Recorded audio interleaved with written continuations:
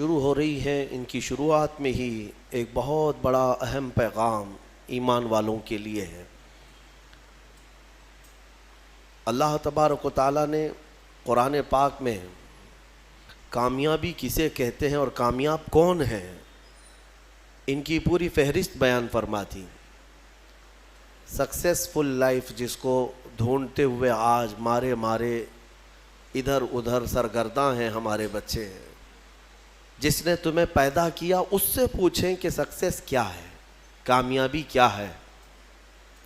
اکثر لوگ یہ سمجھتے ہیں کہ ایک بہت بڑا گھر بنا لینا یہ کامیابی ہے، یا اپنی زندگی میں بڑی جائیدادیں بنا لینا یہ ایک بڑی کامیابی ہے، یا ایک بہت بڑی نوکری مل جائے، یا اچھی بیوی مل جائے، یہی کامیابی ہے۔ کامیابی کا جو مدار ہے یا جو کامیابی کا معیار ہے لوگوں نے اپنے اپنے خیالات سے بنا رکھا ہے۔ حقیقت میں کامیابی وہ ہے جسے خود مولا فرمائے، جس نے ہمیں پیدا کیا وہ بتا دے کہ کامیابی کیا ہے۔ تو ہم نے جو پارہ آج تلاوت کرنا شروع کیا 18واں پارہ، اس کے شروع میں ہی یہ لفظ آتا ہے قد افلح المؤمنون، بے شک تحقیق کے ایمان والے کامیاب ہو گئے۔ یہاں یہ نہیں فرما رہا ہے رب تعالیٰ کہ کامیاب ہوں گے، بلکہ فرمایا کامیاب ہو چکے، جو ایمان لائے وہ کامیاب ہو چکے۔ کبھی کبھار ایسا ہوتا ہے کہ تمہارے پاس بہت بڑی دولت ہے لیکن تمہیں خود ہی اندازہ نہیں اس چیز کا، تم ایک کامیاب قوم ایمان والوں کی، ہاں جو بظاہر تکلیفیں نظر آتی ہیں وہ کامیابی کے لیے معنی نہیں ہیں۔ ایسا نہیں ہے کہ اگر تمہارے کپڑے پیون لگے ہوں تو تم کامیاب آدمی نہیں ہو، اگر تمہارا گھر جھونپڑی میں ہے تو تم کامیاب نہیں ہو، ایسا نہیں ہے۔ میں آپ سے آج ایک سوال کرتا ہوں، اس دنیا نے آج ترقی کے نام پر سائنس اور ٹیکنالوجی کو اتنا فروغ دے دیا ہے کہ نہ جانے ہمارے وہم و گمان میں بھی نہیں تھی وہ چیزیں وجود میں آ چکی ہیں۔ آپ دیکھ رہے ہیں ایک جگہ سے بیٹھ کر دوسری جگہ بات چیت کرنا اور ایک دوسرے کو دیکھ لینا اتنا آسان ہے کہ ہم اپنے پڑوس والے کو بھی نہیں دیکھ پائیں گے۔ دنیا نے بہت ساری چیزیں آسان کر دی، ٹیکنالوجی کا دور ہے۔ میں آپ سے ایک سوال کرتا ہوں کہ وہ ترقی یافتہ سائنس جو آسمان میں اڑنے والے مشینیں بنا دیا، جس پر تم سفر کر سکتے ہو، انٹرنیٹ کی دنیا میں کیا سے کیا بنا دیا، تمہارے ہاتھوں میں پوری دنیا لا کر گھیر کر رکھ دیا۔ میں ان سے سوال کرتا ہوں اگر ترقی اور کامیابی اسی کا نام ہے تو پھر یہ آج تک عورتوں کی بلاತ್ಕಾری اور انہیں گلا گھونٹ کر مارنے والے واقعات ہوتے کیوں ہیں؟ جب انسان کی بہت ترقی ہو چکی ہو تو یہ عورتیں ماری کیوں جاتی ہیں، گھروں میں چوریاں کیوں ہوتی ہیں، ایک دوسرے کے قتل اب بھی کیوں ہوتے ہیں، یہ ڈکیت کیوں ہوتے ہیں، یہ ڈاکہ زنی، لوگوں کو لوٹنا دھوکہ دینا یہ کیوں ہو رہا ہے؟ آج بھی ہے یا نہیں ہے؟ زمانے جہالت میں جو ہو رہا تھا وہ سب کچھ ہے آج۔ ایک دوسرے کو قتل کرنا، مارنا، مال لوٹنا، عورتوں کی عزت لوٹنا، نہ جانے کتنی عورتیں سال میں عصمت دری کی شکار ہوتی ہیں، تمہیں اندازہ ہے؟ ہزاروں کی تعداد میں روز عورتیں عزت دے بیٹھتی ہیں درندوں کے ہاتھ میں۔ تو میں پوچھتا ہوں اس ترقی یافتہ زمانے میں اگر کامیابی کا معیار یہی ہے جو آج آپ سمجھ رہے ہیں تو پھر یہ ساری چیزیں ختم کیوں نہیں ہوئی؟ آج بھی سونوگرافی کے ذریعے سے معلوم کر کے، رشوت دے کر کے ڈاکٹروں سے اگر پیٹ میں بچی ہو تو اسے پیٹ میں ہی مار دیا جاتا ہے۔ کیا یہ واقعات نہیں ہو رہے ہیں؟ آج بھی موجود ہیں یہ واقعات، آج بھی سب چیزیں موجود ہیں۔ اب میں آپ کے سامنے ایک بات یہ پوچھتا ہوں کہ اگر یہ تمام چیزیں آج بھی برقرار ہیں تو اس کا مطلب ہے کہ سائنس اور ٹیکنالوجی نے صرف میٹل پر ترقی کیا ہے، انسان پر نہیں۔ انسان پر جو ترقی ہوگی وہ اس کی روح پر ترقی ہو جائے، اور یہ انسان کی ترقی کہیں ہوتی ہے تو گنبد خضرا کی چھاؤں میں ہوتی ہے، ہاں جہاں پر زندہ دفن کرنے والے لوگ اپنی بیٹیوں کو پھر میرے مصطفیٰ کے قدموں میں آتے ہیں تو وہی عورتوں کی عزت کے محافظ بن جاتے ہیں۔ جو کبھی کسی وقت شراب اور نشے اور قمار، جوا، یہ تمام چیزوں میں ملوث رہتے، لیکن میرے مصطفیٰ کریم صلی اللہ تعالیٰ علیہ وسلم کے قدموں میں اور ان کی صحبت میں آنے کے بعد، جس کو شاعر نے کیا خوب انداز میں عکاسی کی ہے، ترجمانی کی ہے، ایک عرب نے آدمی کا بول بالا کر دیا، خاک کے ذروں کو ہمدوش ثریا کر دیا، خود نہ تھے جو راہ پہ اوروں کے ہادی بن گئے، کیا نظر تھی جس نے مردوں کو مسیحا کر دیا۔ یہ ہے اصل ترقی۔ اب میں آپ کے سامنے عرض کرتا ہوں، میرا رب فرماتا ہے قد افلح المؤمنون، بے شک ایمان والے کامیاب ہو گئے۔ لیکن کون سے ایمان والے؟ اگر آپ سوال کریں کہ بھائی ہم بھی تو ایمان والے ہیں، ہم سب ایمان والے ہیں، ہماری کامیابی کی اللہ سند دے رہا ہے، تو کیا ہم لوگ سب کامیابوں میں سے ہیں؟ تو پھر آگے کی آیتیں پڑھنی ہوں گی آپ کو۔ اللہ فرماتا ہے الذین هم فی صلاتہم خاشعون، وہ ایمان والے کامیاب ہیں جو اپنی نمازوں میں گڑ گڑاتے ہیں اللہ کی بارگاہ میں، ہاں خشوع کے ساتھ، دل کی حضوری کے ساتھ اپنے مولا کی عبادت کرتے ہیں، وہ ایمان والے کامیاب ہیں۔ اتنے ہی پہ نہیں، آگے اور آیتیں ہیں والذین هم عن اللغو معرضون، اور وہ ایمان والے کامیاب ہیں جو بے حیائی سے بہت دور نکل جاتے ہیں۔ کہیں اگر بے حیائی برائیاں ہیں اور تو وہاں سے کٹ جاتے ہیں، دور ہو جاتے ہیں، وہ ایمان والے کامیاب ہیں۔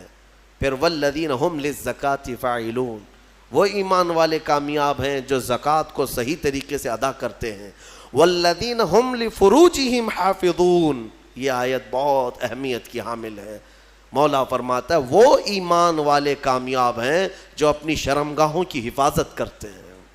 یہاں تک ہے، اتنی صفات جس ایمان والے کے اندر آ گئی وہ کامیاب ہے۔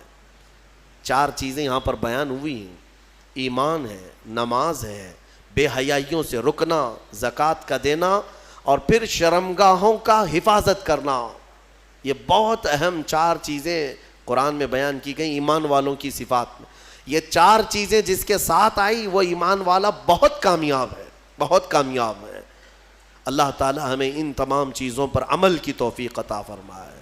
والذین هم لفروجہم حافظون میں مفسرین فرماتے ہیں وہ لوگ جو اپنی شرمگاہوں کی حفاظت کرتے ہیں۔ دنیا میں انسان، اس کے پاس 2 شہوتیں ہیں۔ شہوت کہتے ہیں برائی کرنے کی خواہش، ایک زبان کی شہوت ہے اور ایک شرمگاہ کی شہوت ہے۔ یہ دونوں چیزیں انسان کو حرام کاریوں میں مبتلا کر دیتی ہیں۔ زبان کی شہوت کیا ہے؟ یہ نئی نئی چیزیں کھانا پسند کرتی ہے، اس کو جس چیز کی لت لگ جائے، چٹخارے جس کو کہتے ہیں، تو پھر یہ ہلکی پھلکی چیزوں پر صبر بھی نہیں کرتی، اور یہ زبان کی شہوت اس کو حرام حلال سب بھلا دیتی ہے۔ جب انسان کو چٹ لگ جائے کسی چیز کے کھانے کی تو پھر اب وہ یہ نہیں دیکھتا کہ یہ جو چیز میرے پاس کھانے کی آ رہی ہے وہ چوری کی ہے، حلال ہے یا حرام ہے۔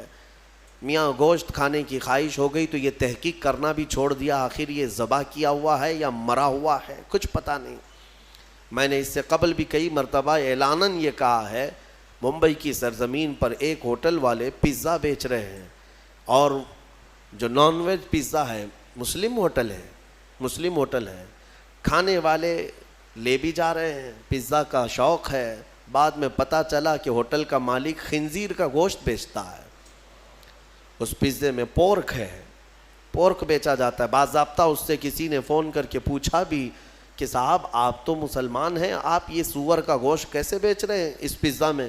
اس نے کہا جسے کھانا ہے وہ کھائے، میں جو نہیں کھانے والے ان کو نہیں بیچ رہا ہوں، ہمارے پاس کھانے والے بہت سارے آتے ہیں، ان کے لیے میں بیچ رہا ہوں۔ نعوذ باللہ من ذالک، یہ زبان کی شہوت ہے۔ اسی لیے میرے عزیزو، آج جو پھیلی ہوئی ساری چیزیں جو مل جاتی ہیں، کتنے ایسے ہیں وہاں پر، ہم نے معلومات کیا، اپنے بچے بتاتے ہیں کہ بہت سارے جو چھوٹے موٹے نکڑ پہ ہوٹل چلانے والے جو چکن بیچتے ہیں، مری ہوئی مرغیوں کا بیچتے ہیں، اور باضابطہ کچھ ہوٹل والے یا جو نکڑ پہ چلانے والے لوگ ہیں وہ دوسروں کو یہ ٹک بھی دیتے ہیں کہ میاں اس طرح کا گوشت لاؤ، پروڑے گا، بہت آسان ہے، بہت سستے میں ہو جائے گا۔ مری ہوئی مرغی 20 روپے کلو مل جاتی ہے، 20 روپے کلو مل جاتی ہے۔ جو چکن بیچتے ہیں دکانوں والے وہ خود بھی بتاتے ہیں ہمارے پاس باضابطہ یہ پوچھنے کے لیے آتے ہیں، مری ہوئی کچھ ہیں تمہارے پاس؟ میرے عزیزو یہ تمام چیزیں ایسی ہیں کہ ہم احتیاط کریں، اور زبان کی شہوت ان سب حرام چیزوں میں لگا دیتی ہے۔ دوسری شہوت ہے شرمگاہ کی، یہ نہایت ہی خطرناک ہے، جو زنا تک لے جاتی ہے، اور یہ شرمگاہ کی شہوت انسان کو تباہ و برباد کرتی ہے۔ حدیث رسول ہے، میرے آقا صلی اللہ علیہ وسلم نے فرمایا جو زنا کرتا ہے اس وقت اس کا ایمان اٹھا لیا جاتا ہے۔ ایمان کے ساتھ کوئی زنا کر ہی نہیں سکتا، ایمان کی حالت میں کوئی زنا میں مبتلا ہو ہی نہیں سکتا۔ جس وقت وہ زنا میں مبتلا ہو اس کا ایمان اٹھا لیا جاتا ہے۔ یہ اسلام میں سب سے سنگین جرم ہے، سب سے بھیانک گناہ ہے، بلکہ بعض حدیثوں میں ہے کہ جب کوئی اجنبی مرد اور اجنبی عورت جن کا کوئی اسلامی تعلق نہیں ہے، رشتہ نہیں ہے، وہ جب تنہا ہوتے ہیں اور خواہشات نفسانیہ ان کی ابھر آتی ہیں، شہوت باہر آتی ہے، تو اللہ کا عرش بھی ہلنے لگ جاتا ہے۔ یہ اتنا بڑا بھیانک گناہ ہے۔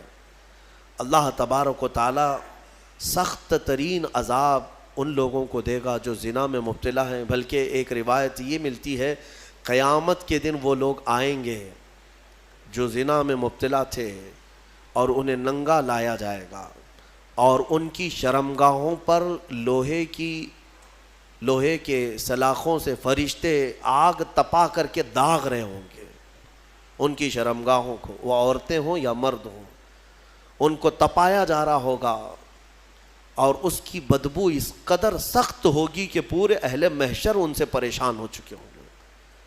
ان کے شرمگاہوں سے بدبو بہت تیز نکلے گی۔ یہ وہ لوگ ہوں گے جن کو بھرے محشر میں بتایا جائے گا کہ یہ لوگ اپنی شرمگاہوں کی حفاظت نہیں کرتے تھے، یہ زنا جیسے گناہ میں مبتلا تھے۔ میرے عزیزو، قرآن کیا کہتا ہے؟ وَلَا تَقْرَبُوا الزِّنَا، تم زنا تو دور کی بات ہے اس سے قریب تک بھی مت جاؤ، قریب تک بھی مت جاؤ۔ قریب جانے کا مطلب کیا ہے؟ آنکھوں سے، اور اس کے بعد زبان سے۔ انسان یہاں سے قریب ہوتا ہے، ایک اجنبی مرد کسی کو دیکھتا ہے، عورت کو، یہاں سے شروعات ہوتی ہے، پھر بات چیت کرتا ہے، یہ ڈبل شروعات ہے، اور اسی سے میرے مولا نے قرآن میں روکا ہے۔ تم اگر ابتدا میں ہی اگر رک گئے تو بڑے بھیانک جرم سے بچ جاؤ گے۔ اور زنا کرنے والے پر 15 عذاب ہیں، 15 عذاب، 5 دنیا میں دیے جائیں گے، 5 قبر میں، اور 5 قیامت کے دن۔